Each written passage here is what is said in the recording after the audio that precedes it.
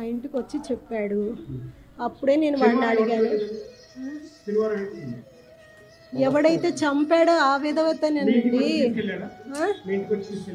లేదండి, కింద కార్లో ఫుటేజ్ ఉంటుంది కదా, అవి చూడండి తెలుస్తాయి. స్టీల్ షాప్లో కెమెరా ఉంది, అది చూడండి. వాడు తీసుకెళ్ళాడు అనేది క్లియర్గా తెలిసిపోతుంది మీకు. ఇంకా నేను ఎవరిని కలవలేదండి, నేను ఎవరిని కలవలేదు.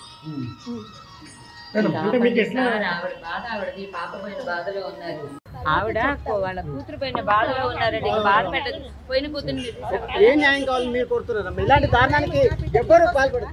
నా బిడ్డను తిప్పుకొని తీసుకురండి.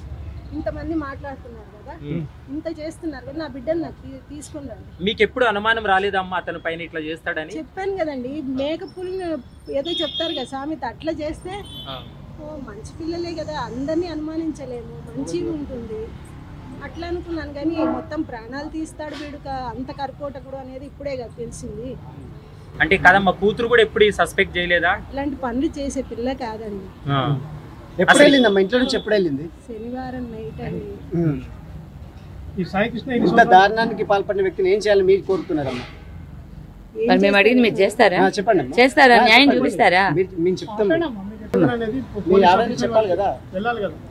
ఊరి తీయండి. అంటే ఒక పూజారి ఇట్లాంటివి చేయడం పూజారే కాదండి, వాడు పూజారి అయితే ఇలాంటి మనసు రాదండి. పూజారిగా ఇంటికి రావడం జరిగిందమ్మా ఎప్పుడన్నా? సాయి భోజనం పెట్టండి అని వస్తాడు. ఆ పూజారి గురించి, సాయి కృష్ణ గురించి